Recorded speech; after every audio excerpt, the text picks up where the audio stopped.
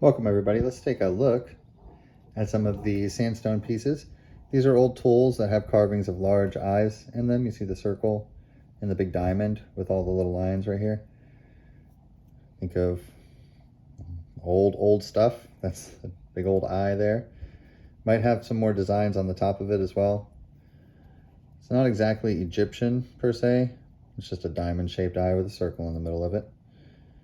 You notice that many cultures all over the world had the eye on the forehead. It wasn't just the people from India or the people from Egypt. You know, the snake represented the eye on the forehead, the pineal. So you can see how these are totem men. You see the open mouth there. What we're going to be looking at today are the beard mohawk eyes. These are repeating patterns. See his big nose, and then if you look closely, there's a big carving for his eye. Most all of these have a very giant eye on them. And we'll go ahead and take a look at the similarities between these now. You can see the carving for the eye for this long headdress person here. And so we'll go ahead and look at different versions of them. For this character, there is an eye. Like I said, these are old tools. You can see how they're notched, the way they're wedged. Most people just look at things as tools. These tools are also pieces of art as well. As you can see, there's little carvings. See the eye right here, circle. It's a little character there. A caricature, as my friend RLJ Frogpond says. So let's go ahead and take a look at two of these real quick. Well, three of these. So you can see the line right here, denoting the headdress person. If you look closely, there's similar lines on this one as well. Look at the top line here. And so this is the tall headdress person. His nose and his mouth right there, and the eye. And then I'll show you one more here.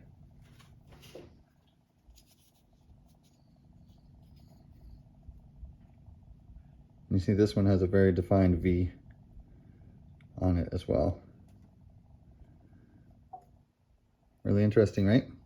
This is also an owl, so we'll quickly take a look at some of the owls. If you guys are interested. If you look closely, you'll see the two little eyes, and then the nose, and the round head of the owl, and the shape. And just to show you guys the motif, look at a few more here. So this is another one. This is a piece of painted quartz this time. That same point. So I can probably hold the owl like this. You see how it's rough and then it gets smooth? So the owl image kind of stops right there. And different shadows and in different lights, of course, help. This actually looks better if I bring it a little further up. That's that these are hard to show on camera, but if you look at them in person, everybody can see them. I take these things to conferences and show people, and everybody can see them. Every single person. It's just about caring about it, really. That's the big thing. Do you care? I think that you should. I think that this stuff has taught me a lot. There's a little, so this same spear point that we were just looking at has the same motif of the little bird on the end. So you can see the color. The beak is on the left here and the tail on the right. The paint on there, the black, the red. Very neat. And then when we tilt it, you can see how the beak comes out a little better. And the tail even has like a little ripple there. This is a very interesting art. I'm learning more about it. I'm starting to study it more and more. Some of these things that you're not really sure what they are turn into owls when you get them in just the right angles.